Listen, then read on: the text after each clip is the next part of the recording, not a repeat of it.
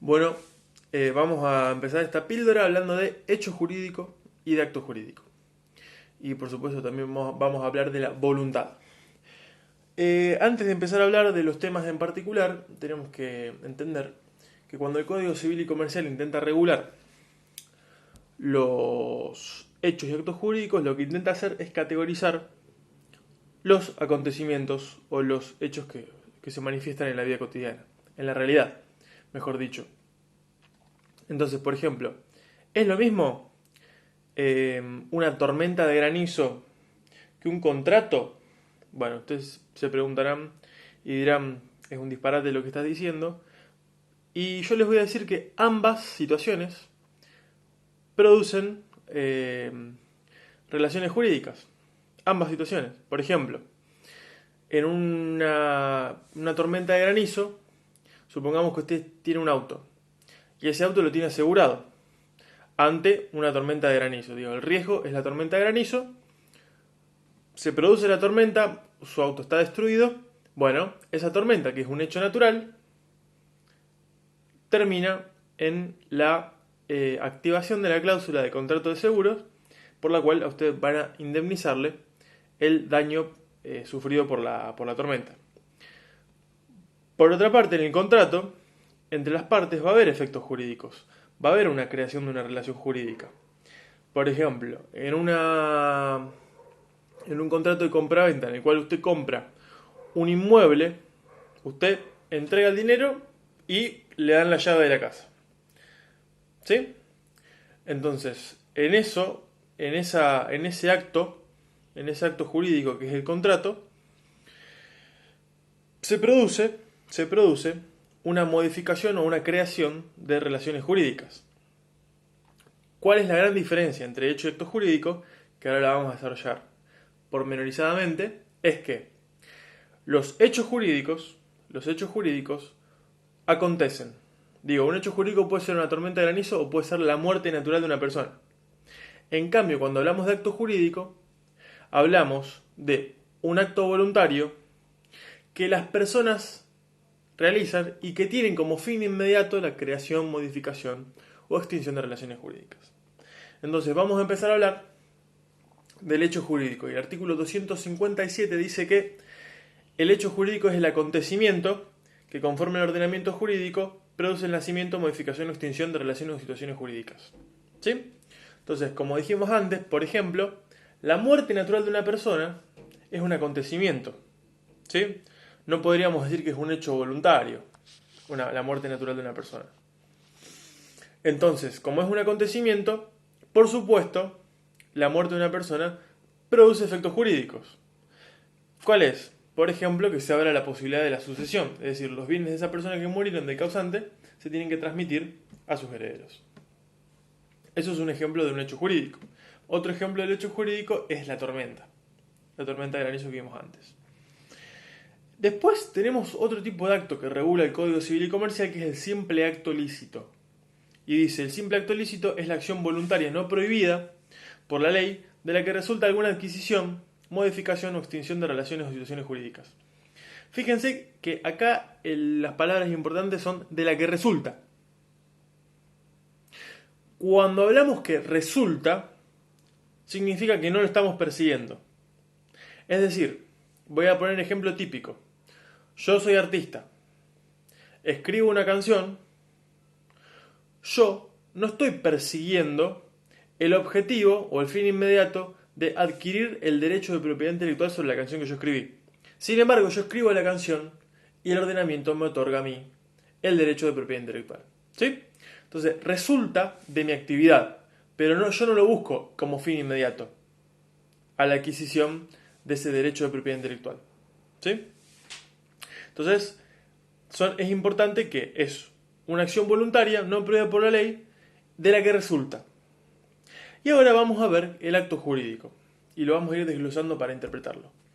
El acto jurídico es el acto voluntario lícito que tiene por fin inmediato. Estas son las palabras más importantes. Que tiene por fin inmediato la adquisición, modificación o extinción de relaciones o situaciones jurídicas.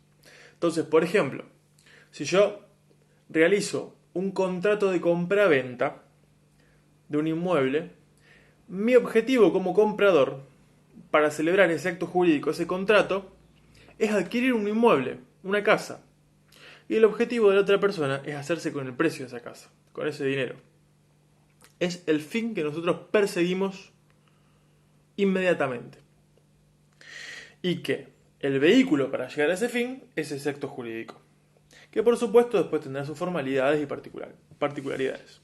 Entonces, cuando hablamos de acto, haciendo un desglose del artículo 259, cuando hablamos de acto, lo diferenciamos del hecho jurídico humano.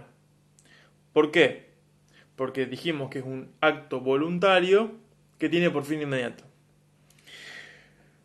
Después hablamos de un acto voluntario, es decir, que fue celebrado con discernimiento, intención y libertad, que ahora después vamos a ver qué significa cada una de esas palabras.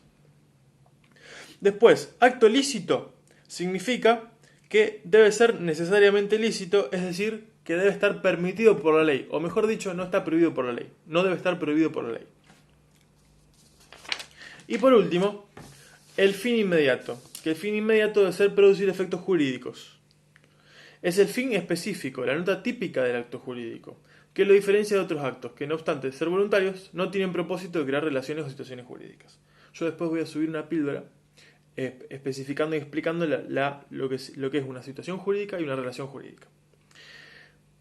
Bien, ahora el artículo 260 nos introduce el concepto de acto voluntario y dice, es aquel ejecutado con discernimiento, intención y libertad. El discernimiento es la aptitud de diferenciar lo bueno de lo malo, de lo inconveniente de lo conveniente, lo verdadero de lo falso, lo justo de lo injusto, etc. ¿Sí?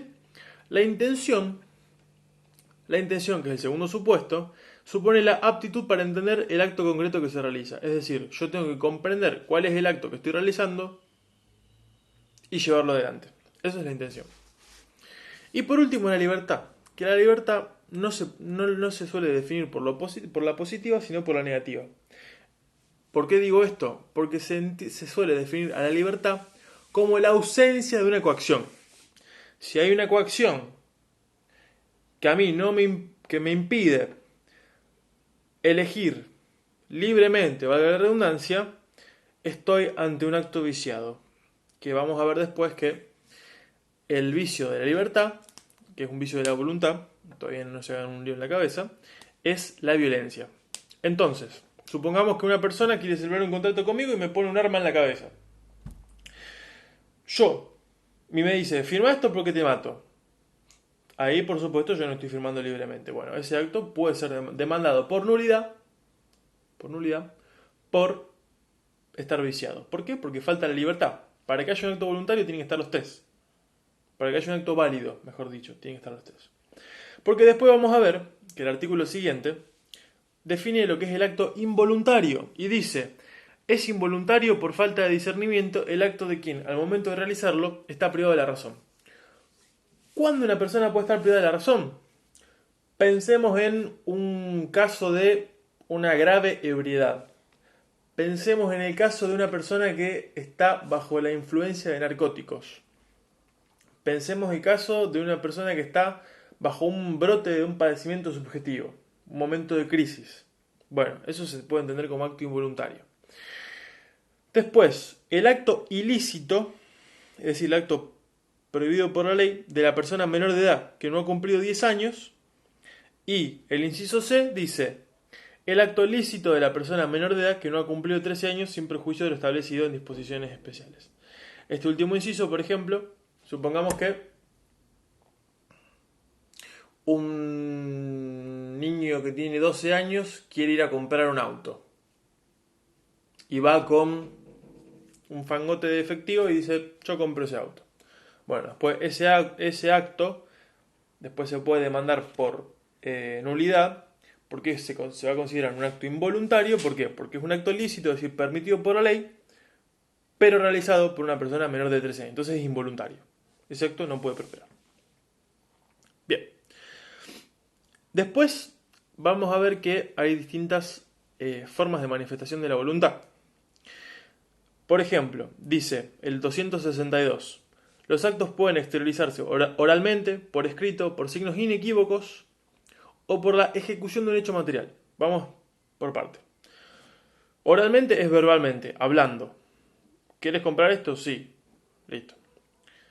Por escrito, un contrato que se redacta y se firma. Por signos inequívocos, si yo hago así, ahí estoy diciendo que sí. O no, o me voy. Me voy. Si me voy, ahí hay un signo inequívoco, es una manifestación de la voluntad. No, la verdad, no sigo negociando, me voy. Y por último, por la ejecución de un hecho material, que también puede ser que me voy, o si me decís, che, te vendo esta bicicleta, ¿cuánto vale? 100.000 pesos. Bien, yo no digo nada, no digo sí, no, blanco, negro, no digo nada. Saco los 100.000 pesos y te lo pago. ¿Sí? Eso es lo que se va a ver después, como una manifestación tácita de la voluntad. Es decir, yo no digo sí o no, no digo estoy de acuerdo, acepto o lo que fuere, sino que ejecuto un acto. ¿Sí? Bien, y ahora vamos a ver un tema que es importante, que se suele preguntar en los exámenes. O sea, hecho acto jurídico, por supuesto, también se suele preguntar, pero particularmente el silencio como manifestación de la voluntad. La regla, la regla es que el silencio no sirve como manifestación de la voluntad. Es decir, si a usted le preguntan algo y usted se queda callado, eso no vale para interpretarse sí o no. No es una manifestación, no se puede inferir una voluntad a partir del silencio. Sin embargo, hay excepciones. ¿Cuáles son estas excepciones? Y acá la ley dice, el artículo 263 dice, cuando haya un deber de despedirse que pueda resultar de la ley, de la voluntad de las partes, de los usos y prácticas, o de una relación entre el silencio actual y las declaraciones precedentes. Y vamos a ver uno de estos ejemplos que da el código, que dice cuando existe un deber de despedirse.